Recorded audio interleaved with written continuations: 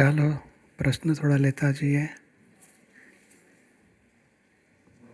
જય સચ્ચિદાનંદ પૂજ્યશ્રી, પલ્લવી શાહ, મુંબઈ. અત્યારે આપ ડિમ્પલભાઈ સાથે વાત કરતા હતા ને કે મહાત્માઓને પ્રકૃતિની જે પઝલ આવે છે ને એમાં એ લોકો થોડી એને સોલ્વ કરતા નથી ફાવતું.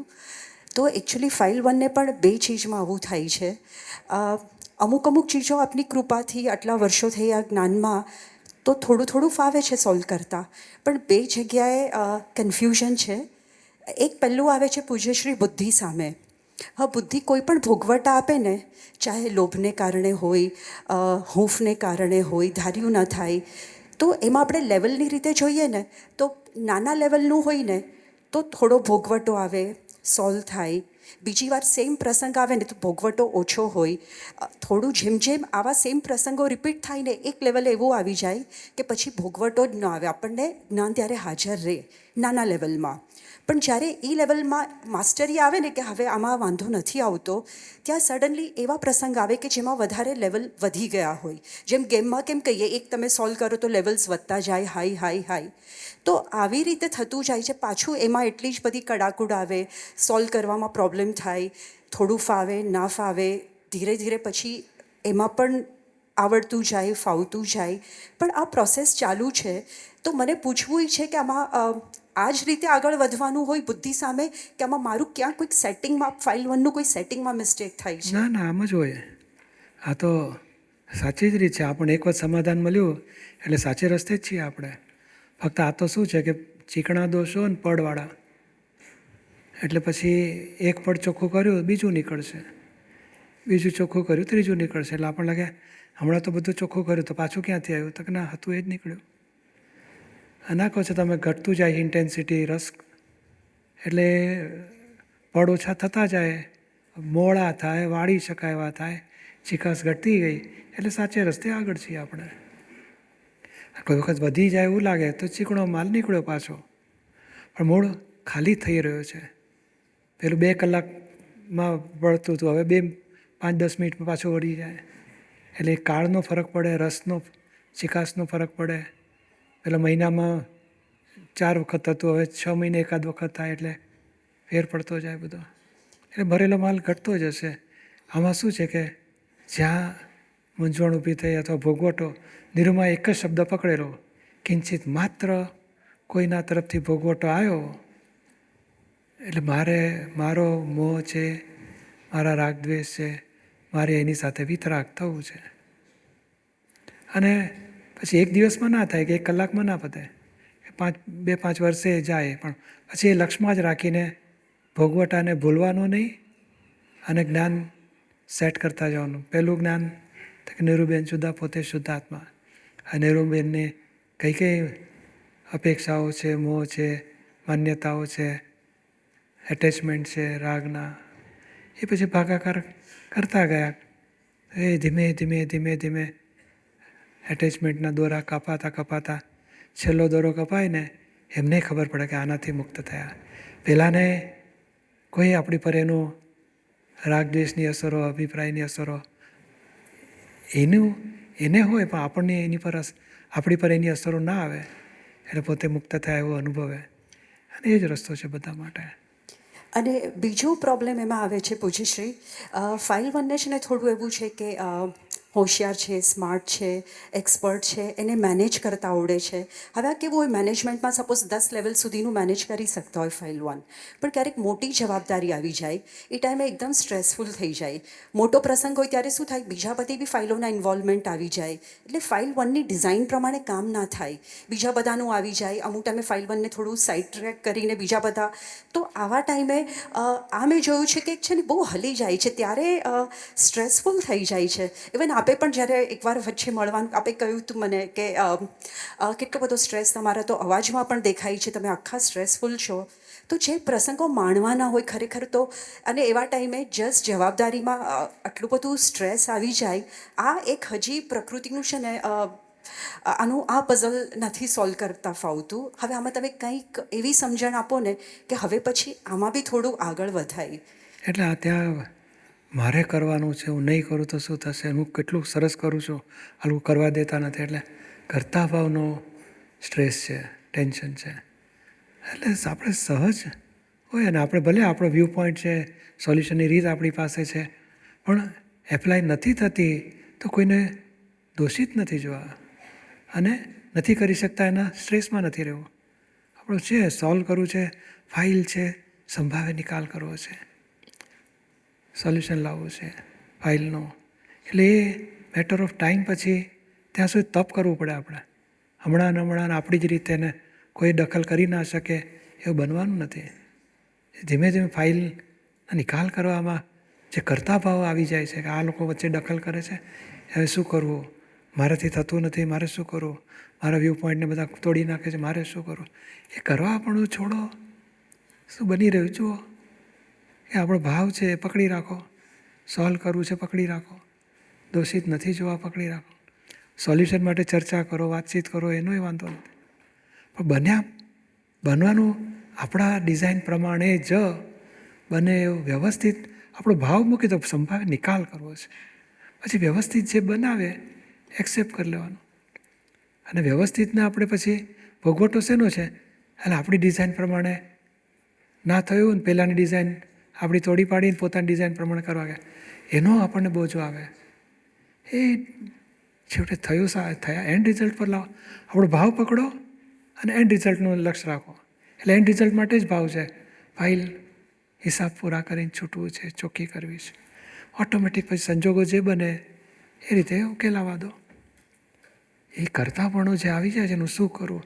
ભલે આમ બોલીએ ખરા ફાઇલ 1થી આવી પ્રકૃતિ છે, પણ મને આવું થાય છે એ અંદર વર્ત્યા કરે છે. ત્યારે ફૂલ તન્મયાકાર જ હોય એટલે એ જુદું પણ ન હોય ને મને જ થાય છે એટલે પછી ને આમ ડર આવી જાય, ચિંતા આવી જાય, ભય બધું મિક્સ હોય ત્યારે. ના એટલે એ થાય પછી ધીમેથી પાછું છૂટું પાડો, ફાઇલને જુદી પાડો, પછી સમજણ પાડો કે ભાઈ આપણે તોફાન કરવાથી કંઈ સુધારવાનું છે. સંજોગોને પાકવા ને ખીચડી તપેલીમાં મૂકી દાળ ચોખાને બધું અને નીચે ગેસનો ચૂલો ચાલુ કર્યો એટલે ખીચડી રેડી થઈ જાય કે ના થઈ જાય?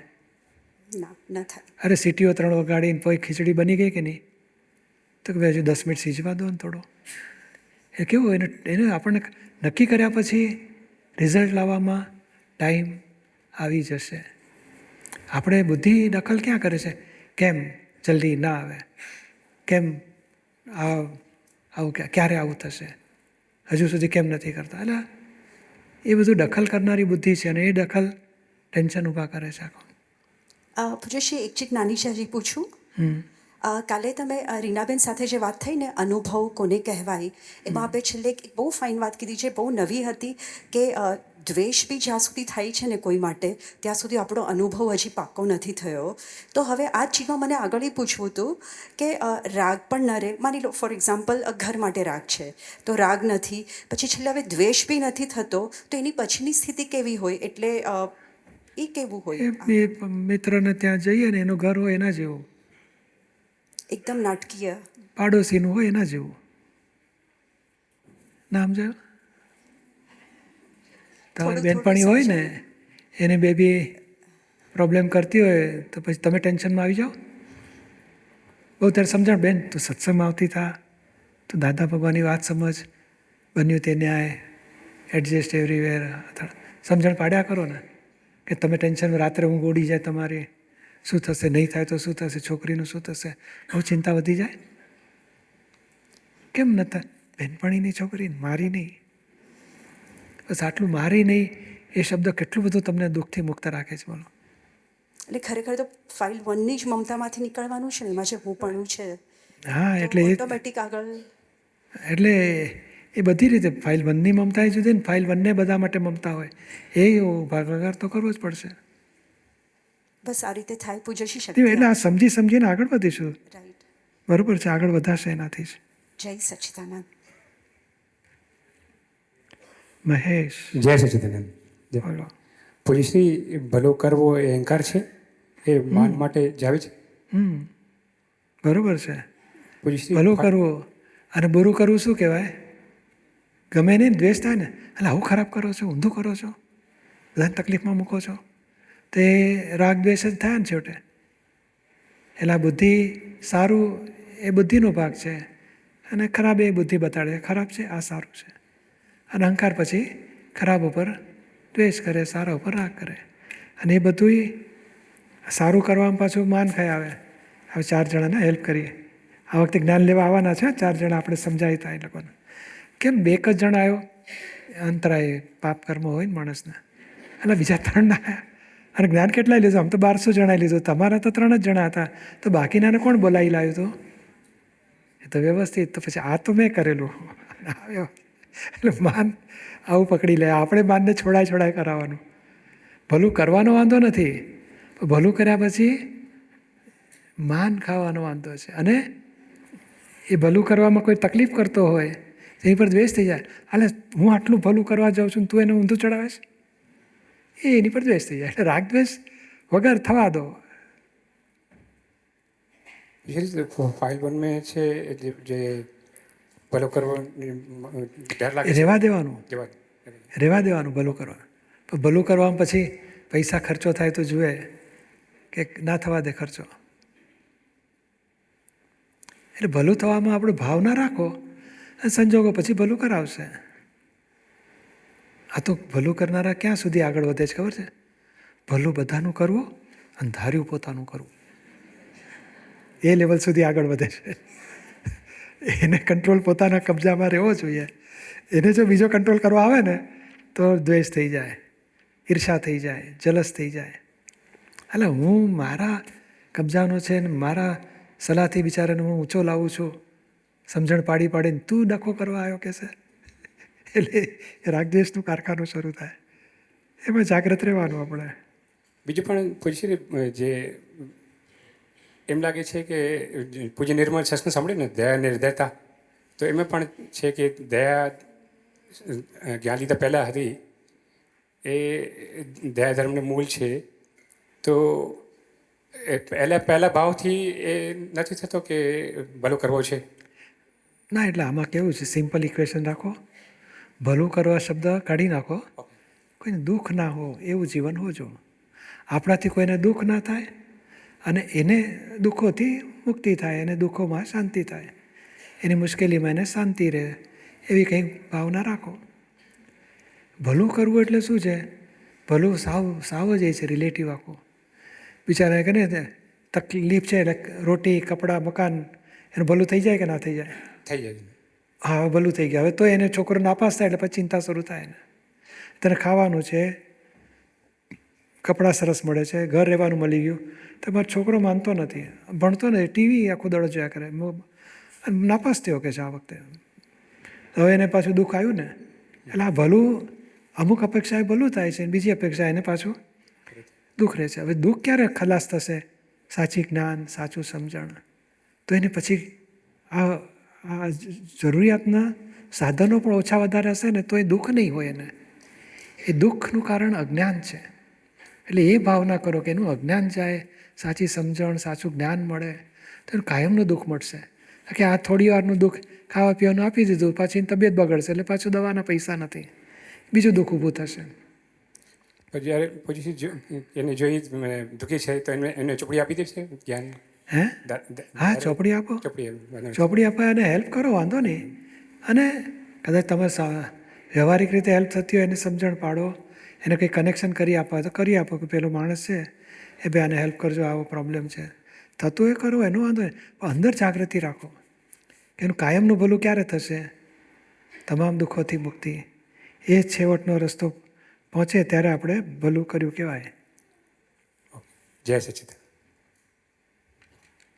મનીષા પટેલ, શ્રુતિ શાહ. જય સચ્ચિદાનંદ પૂજ્યશ્રી. શ્રુતિ શાહ, ન્યૂ જર્સીથી. કયો ક્વેશ્ચન છે મને બેઉ ખબર અહીંયા નથી. છે. હા, ઓકે. મને આ ક્વેશ્ચન તમે બહુ સુંદર એક્સપ્લેનેશન આપ્યું, સ્પેશિયલી હીલ પર પૂજ્યશ્રી. આપણે તમને જ્યારે ડિમ્પલભાઈએ પૂછ્યું, મેં જ્યારે વાંચ્યું ત્યારે મને આવી કંઈ સમજણ નથી પડી. તો આ મને એટલું ટચિંગ લાગ્યું કે ક્યાં સુધી દાદા જ્ઞાની પુરુષ આપણને લઈ જવા માંગે છે. મને આમાં પૂછવું છે કે આપતાવાણી 2 પેજ નંબર 60 પર લખ્યું છે મોક્ષ એટલો સહેલો નથી. પછી એ જ પેરેગ્રાફમાં લખ્યું છે એ તો તમને જ્ઞાની પુરુષ મળે એટલે ખીચડીથી એ મોક્ષ સહેલો થઈ પડે. તો આ તો શબ્દમાં કે વાક્યમાં ઇઝી લાગે પૂજ્યશ્રી, પણ જ્યારે એની એપ્લિકેશન આવે કે આજ્ઞા એ ધર્મ અને આજ્ઞા એ તપ, ત્યારે મને લાગે કે ઇટ ઇઝ ડિફિકલ્ટ. એટલી ઇઝી એપ્લિકેશન નથી થઈ શકતી જેટલી તમે વાક્યમાં તમને રહે છે અને નિરૂમા ને ઘણા મહાત્માઓને રહેતું હશે, પણ મને એમ થાય છે કે આનું સ્ટ્રીમલાઇન કેવી રીતે કરી શકાય? ઇઝી નથી, પણ આજે આ કોરોના હતો એ દવા જ નહોતી તો કેટલું ડિફિકલ્ટ હતું. હા, ડિફિકલ્ટ હતું. અને હવે દવા ખબર પડી ગઈ છે, એની સિમ્ટમ્સ ખબર પડી ગયા, મેડિસિન ખબર પડી ગઈ, એ ટ્રીટમેન્ટ બધા કરીને ક્યોર થવા માંડ્યા. હવે સહેલું છે કે અઘરું છે? સહેલું છે. કેમ તો કે સોલ્યુશન એને નહીં તો પેલું આ વાયરલ કોઝ પણ કેવી રીતે આ કોવિડ છે શું, ક્યાંથી? કોઈ લંગ્સને ઇફેક્ટ કરે છે, બ્રેઇનને કરે છે, બ્લડમાં જાય છે, શું થાય છે, હાર્ટનું નુકસાન પકડાતું ખબર જ નહોતી લોકોને. કેટલી મૂંઝવણ થાય. તો એવું તમને ડિફિકલ્ટી આવે પણ સોલ્યુશન છે ને તમારી પાસે. છે. એપ્લિકેશન નથી થતું અથવા તો એક્ઝેક્ટ એપ્લાય નથી કરી શકતા અથવા તો આપણને એપ્લાય બધું કરીએ છીએ પણ સોલ્વ નથી થતું, એ બની શકે. પણ જેથી કરીને મૂંઝવણ નથી કે આ ખબર જ નથી પડતી, એવું નથી. આ કોરોના ખબર જ નથી પડતી, એ બોલો 1.5-2 વર્ષ તો કેટલા ખરાબ ગયા લોકોના. બરાબર. પછી એ પકડાતું ગયું કે એના સિમ્ટમ્સ છે. અને બીજું કશું હાથ બાતનું નહીં, માસ્ક એટલું જ બાંધજો, કંઈ પ્રોટેક્શન જબરજસ્ત મળશે તમને. રાઈટ. તો એ કેટલું બધું આપણને એ અનુભવથી લોકો પછી બહાર કાઢીને તારણ આપીને એના સોલ્યુશન આપ્યા. તક દાદાએ સંસારના બધા અનુભવ લઈ તારણ આપીને સોલ્યુશન આપી દીધા છે. એ તો માટે આપણે એપ્લાય કરવાના, અને એપ્લાય થવામાં જે ડિસ્ટર્બ કરે છે બુદ્ધિ અહંકાર, એને સોલ્વ કરતા જઈશું. એટલે પૂછે કેવું થાય કે કોઈ પણ પ્રસંગ થાય અને તમારી કૃપાથી, દાદાની નિરૂમાની કૃપાથી કેટલા બધા પ્રસંગો શ્રુતિ પાર પાડ્યા છે અને લાગે છે કે જ્ઞાનીની કૃપાથી અધ્યાત્મ વિજય થયો જ છે એ બધા પ્રસંગોમાં. પણ હજી પણ કેવું થાય કે કોઈ પ્રસંગ તરત જ સોલ્વ થઈ જાય અને કોઈ પ્રસંગને મને 10 દિવસ, 12 દિવસ, 15 દિવસ સામાયિકમાં તોડ કરવું પડે. આપણે તો ક્યાં હજુ કાલે જતા રહેવાનું છે, ફાઇલ રહી જશે, એવું દુઃખી થવા જેવું રહ્યું જ ક્યાં છે? નહીં, 10-15 દાડાનો શું હિસાબ છે? ઉલટાનું આ મૂંઝવતા પ્રશ્નને તમે સોલ્વ કરો, એ જ અનુભવ આપશે તમને. સોલ્વ કરવાનું છે. દાદાનું વારે વારે આવે છે કે દરેક ક્ષેત્રે ગમે તે કાળે ગમે તે અવસ્થામાં સમાધાન આપે એવું જ્ઞાન છે. એ સમાધાન 5 આજ્ઞાથી આપી શકાય, લાવી શકાય. તે લાવો. આપણે કંઈ મૂંઝાઈ જઈએ, ગૂંચવાઈ જઈએ, એ પેન્ડિંગ રાખવું જોઈએ કે આ જો મૂંઝવણ ઊભી થાય છે. જેમ નહીં આ પંખો ચાલુ થયો, અત્યારે હીટર વધી ગયું આખું, એટલે હવે ગરમી થઈ ગઈ એટલે શું કરવાનું? પોન્ટીન ચડાવવા છે ને તેવા છે ને જેમ તેમ બોલવાનું ના. રાત્રે ગઈકાલે ઠંડી વધી ગઈ હતી, સાંજે 7 વાગે 6:30 તો શું બૂમાબૂમ કરવાની?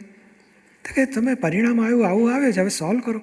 શું કરી શકાય? તો કે આની હીટિંગ માટે આમ સોલ્વ કરો, કુલિંગ માટે આમ સોલ્વ કરો. પણ સોલ્વ કરો છો, આ પરિણામની ઇફેક્ટને તમે સોલ્વ કરો છો. કોઈને દોષિત જોયા વગર. એ ટેકનિક બધે જ છે. તમે મૂંઝવણ આવી તો એ અમુક પરિસ્થિતિમાં પ્રોબ્લેમ આવે છે, એને સોલ્વ કરો. કેવી રીતે? તો કોઈ જીવ કોઈને આમ દખલ ના કરી શકે, નિમિત્ત છે, સંજોગ છે, હિસાબ છે, અને ઘણા બધા જ્ઞાન વાક્યો છે આપણી પાસે. વાપરીને સોલ્વ કરતા જાઓ.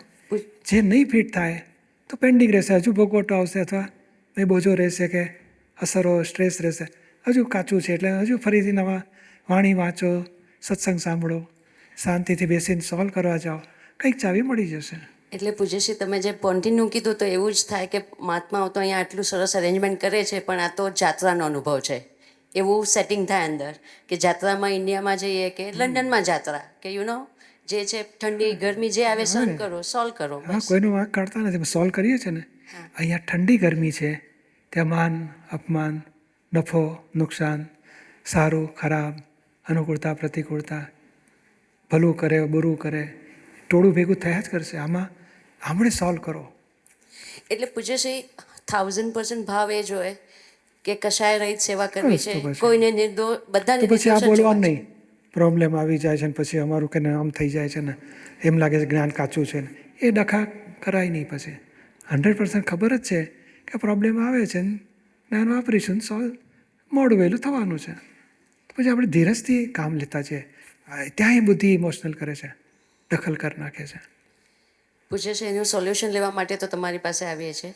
પછી બીજું મને આ સમજવું છે કે આજે પુણ્યશાળી હોય એ મહાત્માઓને જ આ જ્ઞાન મળે અને એ જ્ઞાનીનો ભેટો થાય, એનો સંજોગ મળે. તો આ શાસ્ત્રકારોએ કીધું છે કે જે અક્રમ જ્ઞાનીને મળશે, વિજ્ઞાનીને મળશે, એ લોકોનું થશે. પણ what about rest of the world? કે આજે એ જે બીજી રીતે મળશે ને એ લોકોને. એ ચોથા ધોરણના વિદ્યાર્થીને માટે ચિંતા કરવાની. આ કોલેજમાં આવી ગયા છે, PhD એ લોકોને કરવાનું નજીક આવ્યા છે, એ લોકો માટે વાત છે. 14 લાખ લેયર્સ છે, એમાંથી ઉપરના 50,000 લેયર્સ વાળા જ અવાજ એને સાંભળવા મળશે. એમાંથી સમજવાને લાયકાત ધરાવનારા 50,000 લેયરવાળા છે, એટલું જ. બીજાને સાંભળવા મળે કારણ સમજાય નહીં એને, એ છૂટી જાય. એટલે આ 50,000 14માંથી 13.5 લાખ લેયરવાળા તો હજુ ચડતા ક્રમમાં છે, ડેવલપ થતો જશે, એનું ઉપર આવશે. એ 50,000માં આવ્યો એને ફિટ થવાની વાત. ઓકે, પૂછ્યું છે. હજી એક ક્વેશ્ચન આમાં જ છે કે આપણે આમાં આપતાવાણીમાં લખ્યું છે કે જેને તમે આકુળતા વ્યાકુળતા મળી છે એ અંતરંગ પચખાણવાના છે. તો આ જે જૈન ધર્મમાં જે પચખાણ આપે છે ને આ પચખાણ આપે છે, એમાં શું ફરક છે પૂછ્યું છે? એકચ્યુઅલી એ એક એક બાબતના પ્રત્યાખ્યાન લે છે. ઓકે, અને જો તમે શુદ્ધાત્મામાં આવી ગયા તો પછી પચખાણ પૂરા થઈ ગયા. ઓકે, કારણ આત્મા થવા માટે પચખાણ હતા. એ ખાનારો તો ખાનારો જ હું નથી તો પછી રાત્રે ખાવું ને 6 વાગ્યા પહેલાં ખાવું ને સવારે 9 વાગ્યા પછી ખાવું ને ખાવાના પચખાણ લેતા હતા ને. નવકારસી કરે ને રાત્રિ ભોજન ના કરે ને તે બધું પચખાણ લેવાના ક્યાં સુધી? ખાનારો હતો ત્યાં સુધી. ખાનારો જ મટી ગયો એટલે પછી પચખાણ બધા પૂરા થઈ ગયા ને. અંતરંગ પચખાણ એટલે કશાય એના સામેના પચખાણ. બાહ્ય આ ખાવાનું બંધ રાખવું ને આટલું 40 ને આટલા પૈસાથી વધારે નહીં રાખવું, એ બધા બાહ્ય પચખાણો કહેવાય. અને અંતરંગ કશાય કોઈને કશાય રાગ દ્વેષ વગર મારે ક્ષમતા એટલે કશાય રહિત વ્યવહાર કરવો છે, મોટું અંતરંગ પચખાણ કહેવાય. એ થઈ ગયું આપણું. એટલે પૂછે છે એ અંદર દિલમાં હંમેશા એ જ હોય, પણ પછી જ્યારે ઉદયમાં બીજું આવે ને ત્યારે એમ થાય કે હજી કેમ આવી ભૂલ થાય છે. કોને થાય છે? શ્રુતિને તો ફાઇલ પછી નંબર તમે કેમ માથે લો છો? એટલે આ હજુ કે ને ઉદયમાં આવે ત્યારે હજુ ભૂલ થઈ જાય છે. એ કોને થાય છે એને પકડવાના કે તું શું કામ કૂદાકૂદ કરે છે ઉદયમાં? છેટો રહો ને, આ બાજુ આવો ને. ઉદય તો વ્યવસ્થિત ભેગું કરે છે ને પાછો સંજોગ બદલાશે એટલે વિયોગ થઈને ઊભું રહેશે. તમે શું કામ માથે લીધું? કેમ કરતા થાવ છો? એટલે છૂટતું જશે બધું. પછી પૂછે છે એ જ પેરેગ્રાફમાં છે નીચે એન્ડ ઓફ ધ પેજ, સકળ બ્રહ્માંડ ઝંખે તે જ્ઞાન વર્ષા ને અસહ્ય ઉનાળે. એટલે શું પૂછે છે? એ આવે છે ને વાંચવાનું, ઓકે, એમાં લઈશું ત્યારે. Okay, thank you. જય સચિદાનંદ. જય સચ્ચિદાનંદ પૂજ્યશ્રી. બોલો. પૂજ્યશ્રી, પ્રશ્ન એ હતો કે આત્મા અને મનીષા અલગ છે, તો એવી રીતે બધા જ આત્મા અલગ છે, તો બધા આત્માને અક્રમ માર્ગ અને મોક્ષ માર્ગ કેમ નહીં મળતો? કેમ કે ભાવ જો મનીષા કરે છે કે એ અલગ છે આત્માથી, તો બધા આત્માને અક્રમ માર્ગ તો મળવો જોઈએ ને. મળવું જોઈએ, પણ ના કીધું પુણ્યશાળીને મળશે. અને પુણ્ય એટલે શું? આપણા ધાર્યા પ્રમાણે બની જાય પુણ્યનું ફળ કહેવાય. ધાર્યા પ્રમાણે મળતું જ નથી, ઊંધું થયા કરે છે, પુણ્ય નથી, પાપનું ફળ છે. એટલે હવે આમાં આપણે એટલું સમજી જવાનું કે ભાઈ લોકોને અંતરાય તૂટશે, પુણ્ય જાગશે તો એને લિંક મળી જ જશે. અને એ ભાવ કર્યા હોય આગળ કે બીજ નાખ્યા હોય કે મારે આ કરવું છે, તો એ ભાવ મનીષા કરે છે કે આત્મા કરે છે? ક્યાં જવા માટેનો? આમાં મનીષાનો છે ને, એક મનીષાનો દેહ છે, પછી બીજો મનીષાનો અહંકાર છે, અને ત્રીજો મનીષાનો આત્મા છે. 3 ભાગ છે આમાં. એટલે દેહની ક્રિયા, દેહમાં પછી મન વચન કાયા બુદ્ધિ ચિત્ત અહંકાર એ બધું આવી જાય, એ ડિસ્ચાર્જનો ભાગ છે. હવે બીજો એને મનીષાને હું છું કહેનારો હું, એ નવો કર્મ બાંધનારો હતો. અને એ હું જ મનીષા માને છે. પછી આ મનીષા જે કરતી હોય એને હું કરું છું માનતા હતા, એ અહંકાર હતો, અજ્ઞાની હતો, અજ્ઞાની બાવો કહેવાય. અને ત્રીજો ભાગ શુદ્ધ આત્મા જે મૂળ ચેતન છે, પ્રજ્ઞારૂપે અત્યારે આપણને કામ લાગે છે. તો એ જે બાવો એ ભાવ કરે છે, અથવા તો અહંકાર અજ્ઞાનવાળો અહંકાર છે એ ભાવ કરે છે મારે કોઈ દુઃખ આપવું નથી. દુઃખ અપાઈ જાય તો એ પ્રતિકોણ કરે છે. દેહ દુઃખ આપતો કે દુઃખના પ્રતિકોણ કરે, દેહને લેવા દેવા નથી. એ પૂતળા જેવું છે, ભરેલો માલ પૂતળા ગાડી પાવર ભરેલું પૂતળું હોય ને એના જેવું. તો જો ડિસ્ચાર્જ કર્મમાં ગુસ્સો નીકળે કે કંઈ ખરાબ નીકળે, હા, એ મનીષાનો ડિસ્ચાર્જ ભાગ કહેવાય. અને પેલો બાવાને કહેવાનું કે જો આપણે ઊંધા ભાવ કરેલા તે ક્રોધ થયો, આ પ્રતિક્રમણ કરો અને ફરી ના થાય એવું નક્કી કરો. મારાથી કેમ ગુસ્સો થયો એ પેલો અજ્ઞાન હજુ ડખો કરે છે, એને ચારિત્રમું કહેવાય છે. તે ગુસ્સાનું શું કરવાનું? એટલે ડિસ્ચાર્જ કર્મમાં કદાચ આપણે એવું કહીએ કે ગુસ્સો છે એ તારો ડિસ્ચાર્જ કર્મ છે, તો એનું નેક્સ્ટ એમાં 3 ભાગ છે. મનીષાથી ગુસ્સો થાય, આપણે નક્કી કરવાનું કે ના ગુસ્સો થયો સારું છે કે ખોટું થયું. ખોટું થયું. હા, તે ખોટું થયું એ ભાગ જુદો પડ્યો અને ગુસ્સો કરનારો ભાગ જુદો. ગુસ્સો કરનારો ડિસ્ચાર્જ ભાગ છે. પણ ડિસ્ચાર્જ આજે ચાર્જ કરેલું તો ડિસ્ચાર્જ આવ્યું ને. હા, તો ચાર્જમાં શું કરેલું? તો જો કોઈ મજાક કરે ને તો મને તો મગજ ખસી જાય, હું તો પછી વળી મૂકું એને. તો એ મારીમાં હું જ મનીષા એટલે મારી મજાક મને ગુસ્સો આવ્યો, પણ મનીષા જ નથી, હું તો શુદ્ધ આત્મા છું. અને આવું જે ઊંધો ભાવ મારી મજાક કરો કે કોઈ અપમાન કરો કે માન આપો, મારે સંભાવે નિકાલ કરવો છે. આ ગુસ્સો થઈ ગયો, ખોટું થઈ ગયું, માફી માગું છું, હવે ફરી ના થાય એવું શક્તિ આપો. એટલે વ્યવહાર કશાય જે ઊભો તો એની માફી માગી એટલે પ્રતિક્રમણ કર્યું, એટલે ગુસ્સાનો ભાવ અભિપ્રાય ચોખ્ખા કરી નાખ્યા. ક્રિયાની વેલ્યુ નથી, ક્રિયાની પાછળ અભિપ્રાય હતા, કરવો જોઈએ એમાં શું ખોટું, એ ભાગ આપણે ધોઈ નાખ્યો. સમજાયું ને? ઓકે. પૂજ્યશ્રી સહજ અને સરળ લેવાની શક્તિ આપજો. જય સચિદાનંદ. જય સચિદાનંદ પૂજ્યશ્રી. પ્રફુલ્લા કેડિયા. મારો ક્વેશ્ચન હતો કે ચિંતા, સફોકેશન અને રિલેટિવનું જે છે, આપણી પાસે આટલું બધું જ્ઞાન છે તો એ અમુક સમયે મૂંઝવણ નથી જતી. લાઈક એવું લાગે કે પઝલનું સોલ્યુશન નથી આવતું. કેટલાય આપણી પાસે દાદાનું આ બધી ચાવીઓ છે, વાપરીએ છીએ. ખબર છે ત્યાં સુધી કે પૂતગલનો હિસાબ છે, જ્યારે પરમાણુ ફિનિશ થશે ત્યારે કે પૂરું થઈ જશે. તો એ ઘણા ટાઈમથી એવું, આજે જેમ સત્સંગમાં પહેલાં કીધું એવી રીતના ખ્યાલ જ એવો છે કે આ જ છે કે અંદર કંઈ ડીપ ડાઉન કંઈ સફોકેશન છે કે કંઈ છે કે જેનું સોલ્યુશન નથી આવતું. અને એવું લાગે કે પૂતગલનું જે છે આ બધું ખબર તો છે કે ક્યારેય પહેલાંના જન્મોમાં આપણે જ્ઞાન નહોતું, હવે જ્ઞાન મળ્યું છે, તો આપણે ક્રિએટ તો થઈ જ ગયું છે, હવે ક્ષમતા ભાવે પૂરું પણ કરવાનું છે. પણ અમુક ટાઈમે અમુક આ જે સફોકેશન છે સોલ્યુશન જ નથી આવતું, કેમ કે એક પછી એક હોય જ છે. તો એમાંથી કેવી રીતના બહાર નીકળવું? હા, પણ એમાં પછી કોઈ દોષ દેખાય, કોઈના નેગેટિવ દેખાય, એ બધું ચોખ્ખું કરવું પડશે. આપણે માનીએ છીએ પૂતગલનું કરે છે, પણ આ બગાડે છે અમારા પૂતગલને, એટલે એને દોષિત જોયો કહેવાય, નેગેટિવ જોયું કહેવાય. તો કે એ શુદ્ધાત્મા ભગવાન માફી માગો છે, એ નિમિત્ત છે, નિર્દોષ છે, આ ભોગવ્ય છે એની જ ભૂલ, કંઈ કોઝિસ કરેલા તો ઇફેક્ટ આવે, ઇફેક્ટ આપનારનો દોષ જ નથી. એટલે એવું એક એક બુદ્ધિ ઊભી થાય અંદર, એક એકને લિસ્ટ બનાવીને સોલ્વ કરતા જવાનું છે. અને આ પઝલ છે તે આપણા ટાઈમે સોલ્વ થવું જ જોઈએ ને, એના ટાઈમે સોલ્વ થાય તો વ્યવસ્થિતનું જ્ઞાન નહીં ગોઠવવું પડે. કેમ નથી જલ્દી થતું? જલ્દી શબ્દ બુદ્ધિનો ડખો છે. એટલે આવા બધા નાની નાની ભૂલો ડિસ્ટર્બ કર્યા કરે છે. અને જ્ઞાન તો બધું ગોઠવીએ છીએ, કેટલું 4 લીટી ગોઠવી તમે જ્ઞાનની, અને બુદ્ધિ પાસે 50 લીટી છે, આવા છે તેવા છે. દર વખતે પહેલી વખતે છોકરાનું ઊંધું શીખવાડે છે, સાંભળતા જ નથી, પૈસાનો તો ખર્ચા વખતે જોતા જ નથી, પ્રોબ્લેમ આવે તો મોઢા ચડાવે છે. કેટલું લિસ્ટ હશે આપણી પાસે? તો એ બધું ભૂસવું પડશે. એટલે આ તમારે એટલું સમય જ્ઞાન એ સાચું છે, પ્રકૃતિમાં ગૂંચવાડો ઊભો થાય છે, એને સોલ્વ કેટલું 2% સોલ્વ કર્યું, જો 98% બાકી છે. જેમ જેમ સોલ્વ થશે ને તેમ એટલા ભાગનો પઝલ ઓગળી ગયું તો આપણને દુઃખ નહીં રહે. અમુક બાબતમાં રહેશે, એને પાછું સોલ્વ કરશો તો એનો ઓગળી જશે, એટલે દુઃખ નહીં રહે એનું. એમ એક એક ચોખ્ખું કરવું પડશે.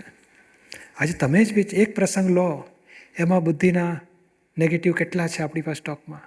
નેગેટિવ કહો કે અભિપ્રાય કહો કે મોહ કહો કે રાગ કહો કે અપેક્ષા કહો, બનાવો, તપાસ કરો કે આ બાબતમાં આ વ્યક્તિ માટે કેટલું છે.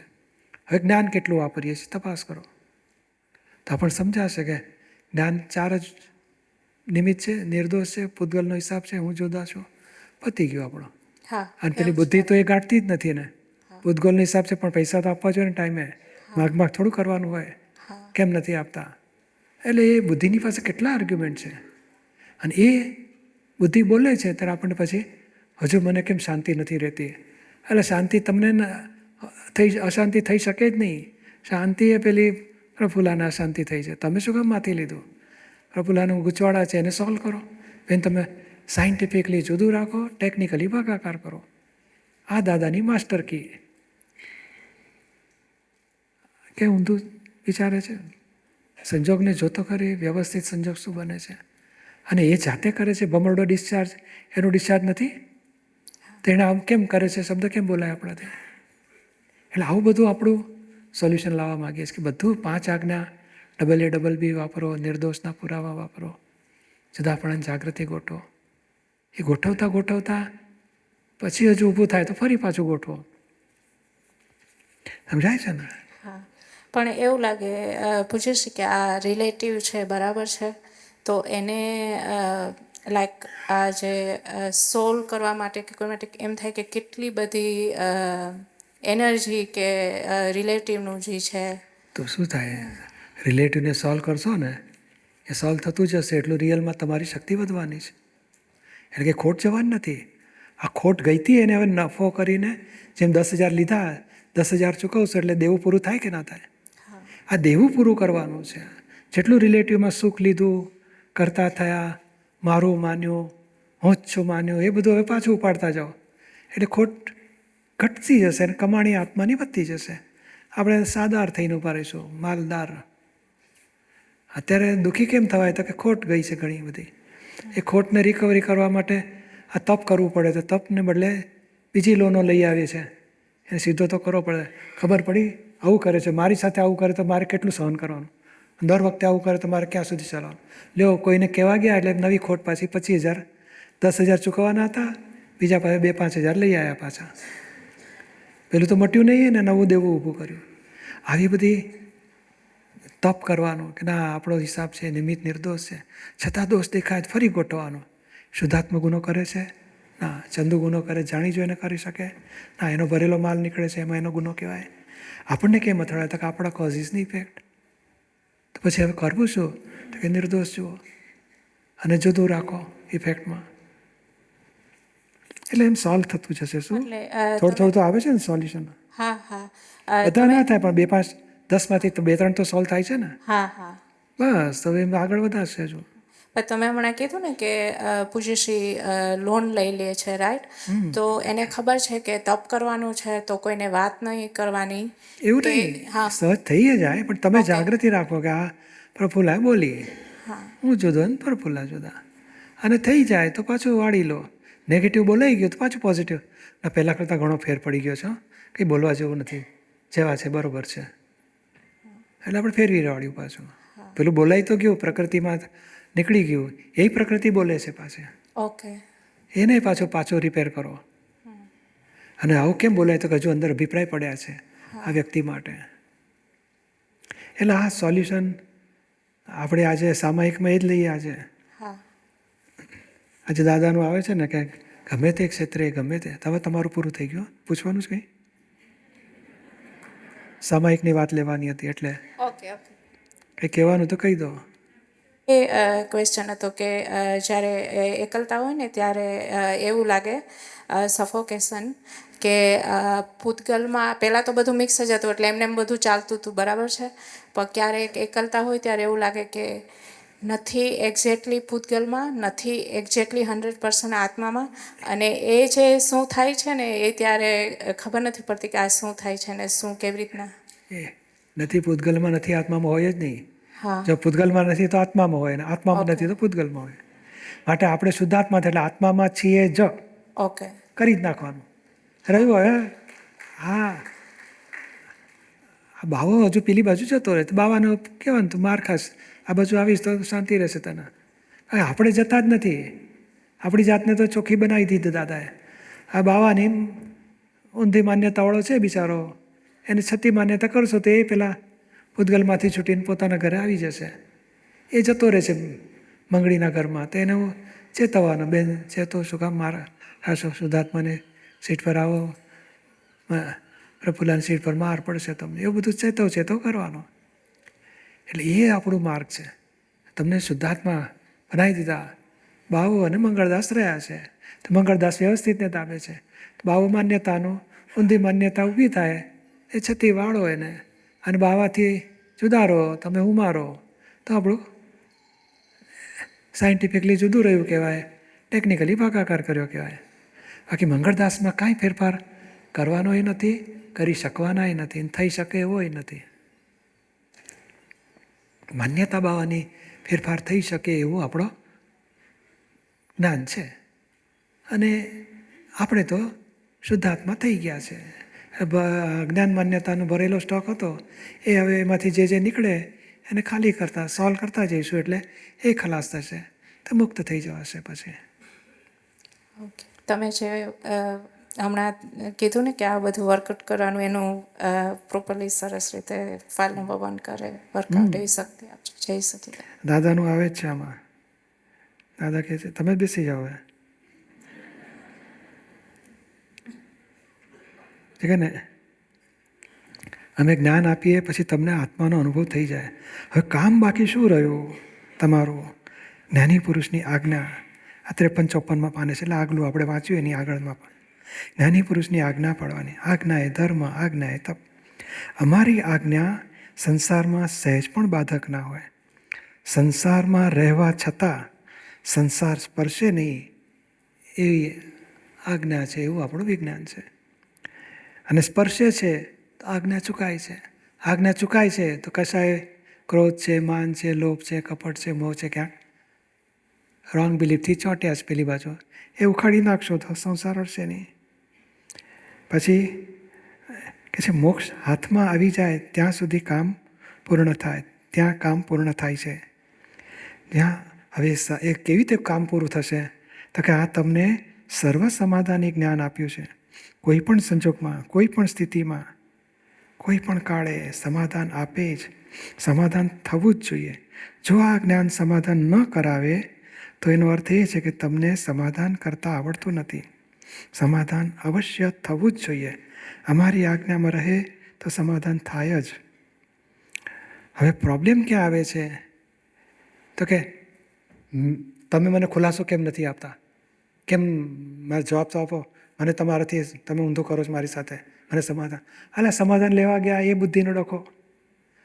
કોઈને પૂછવાનું નથી, કોઈ ફરિયાદ કોઈ માટે રહેતી નથી.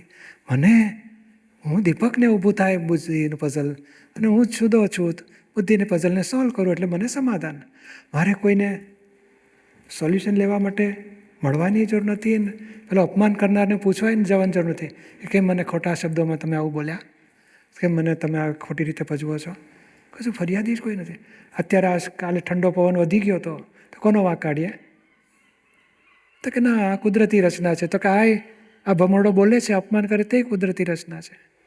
એટલે આપણે આ લાવવું છે કે આજ્ઞા અને સમાધાન. કે આજે ગમે તે આપણા જીવનમાં પ્રસંગ બને, કોઈક છેતરી ગયું, કોઈક અપમાન કરી ગયું, કોઈક દુઃખ આપી ગયું, કોઈક આપણે ભેદ પાડ્યો, કુટુંબમાં કંઈક બોલે, તો આપણને દોષિત દેખાયા કરે છે. આવું કેમ મારી સાથે કર્યું? તો કે તમે વાપરો 5 આજ્ઞા. 5 આજ્ઞા વાપરવામાં સપોર્ટિંગ એને ડબલ બી છે. એને સપોર્ટ માટે નિર્દોષ ના પુરાવા. કઈ રીતે નિર્દોષ છે? ચંદુ કરે છે તો કે ના, એ ડિસ્ચાર્જ છે. શુદ્ધાત્મા કરે એ તો કરી જ ના શકે. મારી સાથે કરે છે કે ના, દીપક સાથે કરે છે, હું તો શુદ્ધાત્મા. એ બધું મેળ બેસાડો 5 આજ્ઞાથી, અને એક પ્રસંગને જ્ઞાનથી સોલ્વ કરો. કોઈ માટે ફરિયાદ ના રહેવી જોઈએ, કોઈ દોષિત ના દેખાવો જોઈએ, કોઈના નેગેટિવ ના રહેવા જોઈએ, કોઈ માટે અભિપ્રાય ના રહેવો જોઈએ. એ ખબર કેવી રીતે પડે? કંઈક પ્રસંગ બને ને એટલે તરત નીકળવા માંડે, આ જો ને આવું કરે છે ખોટી રીતે, કે ને આ લોકો આવા છે તેવા. અરે દોષિત દેખાવા માંડ્યા એટલે હજુ તારું અંદર ચોખ્ખું નથી કર્યું, હજુ પાકી રહ્યું છે, ફરીથી ચોખ્ખું કરો. કોઈ ગમે તેવું બોલે કે તમને આવું પજવતા હતા માણસ, ના ભાઈ મને કંઈ તકલીફ પડી નથી, મને ગમે છે, બરાબર છે, સરસ છે, મને કોઈ મુશ્કેલી નથી. એટલે આપણા તરફથી એક નેગેટિવ ઊભું ના થાય, અને કોઈ માટે વાણીમાંય ના નીકળે, અને કોઈ આપણી વર્તનમાંય ના દેખાય. એવા અંદર આપણી અણસમજણોને ચોખ્ખી કરી નાખવી છે. કંઈ પણ આપણને કોઈ છેતરી ગયું મારા જીવનમાં, જિંદગીમાં આમ તેમ, મારી સાથે આવી રીતે અન્યાય, એટલે અન્યાય કોઈ કરતું જ નથી. આપણો હતો હિસાબ તે કપાઈ ગયો, પૈસા ગયા એટલે એ હિસાબ ચૂકતે થયો, કોઈનો દોષ જ નથી. આવા ખોટી રીતે આમ રીત જ ખોટી, ખોટી ને સાચી બુદ્ધિના ડખા છે. વ્યવસ્થિત બન્યું તે ન્યાય, બન્યું તે કરેક્ટ. અને આપણું હતું શું ને ગયું શું, શુદ્ધાત્માનું હતું નહીં ને શુદ્ધાત્માનું ગયું નથી. આ દીપકનું આવ્યું હતું, કપાયું, પાછું બીજી રીતે આવશે. વ્યવસ્થિત છે, કોઈનો દોષ નહીં. એટલે જ્ઞાન વાપરી વાપરી વાપરી 5 આજ્ઞા, ડબલ બી નિર્દોષની પુરાવા ગોઠવીને પાછું સમાધાન લાવતા જાઓ. દરેક બાબતમાં સમાધાન લાવતા આવડી જાય. અહીં જ સમાધાનનું ફળ સમાધિ, અહીં જ મોક્ષ. અને 5 આજ્ઞા ગમે તે કાળે, ગમે તે પરિસ્થિતિમાં, ગમે તે અવસ્થામાં, ગમે તે ક્ષેત્રે સમાધાન આપે એવું જ છે. અલ્ટિમેટ જ્ઞાન છે 5 આજ્ઞા. અને 5 આજ્ઞાની જ સપોર્ટમાં આ બધી દાદાની વાણી છે, જુદી જુદી નીકળેલી, સપોર્ટ કરનારી છે. એટલે એ વાપરતા એક પ્રસંગને જ્ઞાને કરીને સોલ્વ કરો. આપણે ફરિયાદ રહેવી ના જોઈએ, દોષિત દેખાવો ના જોઈએ, નેગેટિવ એની માટે ખલાસ થઈ જવું જોઈએ. એટલું આપણી પાસે જ્ઞાનનો સ્ટોક એટલો વધવો જોઈએ કે બુદ્ધિના પ્રશ્નનું સોલ્યુશન લાવતા આવડી જાય. આ ના આવતું હોય તો બુદ્ધિના 3 પ્રશ્નોનું સમાધાન હોય અને બાકીના 4 ના આવતું હોય એ નોંધી રાખો કાગળ પર. આ તો મગજમાં મૂકી રાખો કે આ હજુ બુદ્ધિ આવી દખલ કરે છે. જ્ઞાન દાદાનું ભેગું કરવું પડશે સોલ્વ કરવા માટે. વાણી વાંચીએ, સત્સંગમાં સાંભળીએ, અથવા તો કંઈક આપણને એનાલિસિસ કરતાં 5 આજ્ઞાનું એનાલિસિસ કરતાં જ્ઞાનની ચાવી જડી જાય, પાછું ફિટ કરો. એ 4માંથી 2 સોલ્વ થઈ ગયા, 2 બાકી રહી જશે, એને પાછું સોલ્વ કરો. તો આમ સોલ્વ કરતાં આપણું જ્ઞાનની શક્તિ વધશે અને આ પ્રકૃતિ અથવા બુદ્ધિ અહંકારની ગૂંચો નોંધ આવશે. બાકી મન વચન કાયા એ ડિસ્ચાર્જ પરિણામ છે. મંગળદાસ હાવ ડિસ્ચાર્જ છે બિચારો. ભાવાની માન્યતાઓ, અજ્ઞાન માન્યતાઓ, રોંગ બિલીફો એ દખલ કરનારી છે. એને આપણે ફેરવવાની 5 આજ્ઞાથી, નિર્દોષ દ્રષ્ટિથી. એટલે આજે આપણે આ લાવીએ સામાયિકમાં કે ક્યાં આપણને અસમાધાન ઊભું થાય છે, અથવા ક્યાં લોકોની માટે ફરિયાદ રહે છે, ક્યાં કોઈ દોષિત દેખાય છે, કોઈ માટે નેગેટિવ અભિપ્રાય રહે છે, કોઈના નેગેટિવ કોકને બોલી નાખીએ, અથવા ભોગવટારા દેખાય ને આપણને અભાવ રહ્યા કરે, દ્વેષ થયા કરે કે આવો માણસ મારી જિંદગીમાં ના છે, ભેદ પડી જાય કોઈ સાથે. એ બધા આપણા દોષોને લઈને સામી વ્યક્તિ સાથે એવો વ્યવહાર ઊભો થાય છે. બાકી સામી વ્યક્તિ એ પૂતળું છે, ફિઝિકલ ડિસ્ચાર્જ પરિણામ, એની સાથે કંઈ લે, એ ભમરડા જેવું છે. અને ભગવાન જોડે ભેદ પડ્યો તો એ આપણી અણસમજણ છે. બાકી ભગવાન જોડે ભેદ પાડવાનો કંઈ અર્થ જ નથી. એ શુદ્ધાત્મા છે ને આ પૂતળું મંગળદાસ પૂતળું છે, પાવર ભરેલું. એ સ્વતંત્ર શક્તિ જ નથી એના હાથમાં જાતે કરી શકવાની. આપણને અથડાયું તો આપણો હિસાબ હતો તો આપણી સાથે અથડાયું, કોઈને દોષ નથી. એટલે એ પ્રસંગને દોષિત ના દેખાય ત્યાં સુધી જ્ઞાનથી સોલ્વ કરો. એક પ્રસંગ પત્યા પછી બીજો લો, બીજા પત્યા પછી ત્રીજો લો. ધીમે ધીમે વ્યક્તિ માટે ગુનેગાર જવાની દ્રષ્ટિ છૂટી જવી જોઈએ. શુદ્ધાત્માને નિર્દોષ, રિલેટિવમાં નિર્દોષ, રિયલમાં શુદ્ધાત્મા. એક સેટ દેખાય એટલે આપણને અંદર પરિણામ શાંત થઈ જશે, ભોગવટા 0 થઈ જશે. ચાલો આપણે વિધિ કરીએ. બોલો હે દાદા ભગવાન, હે શ્રી સિમંદર સ્વામી પ્રભુ, મને શુદ્ધ ઉપયોગપૂર્વક જીવન વ્યવહારમાં ઊભા થતા પ્રોબ્લેમોમાં એક પ્રોબ્લેમને જ્ઞાને કરીને સોલ્યુશન લાવી શકાય, 5 આજ્ઞાએ કરીને તે માટે સામાયિક કરવાની શક્તિઓ આપો. હું મન વચન કાયા મારા નામની સર્વ માયા, ભાવ કર્મ દ્રવ્ય કર્મ નો કર્મ હે દાદા ભગવાન, આપ પ્રગટ પરમાત્મા સ્વરૂપ પ્રભુના સુચરણોમાં સમર્પણ કરું છું.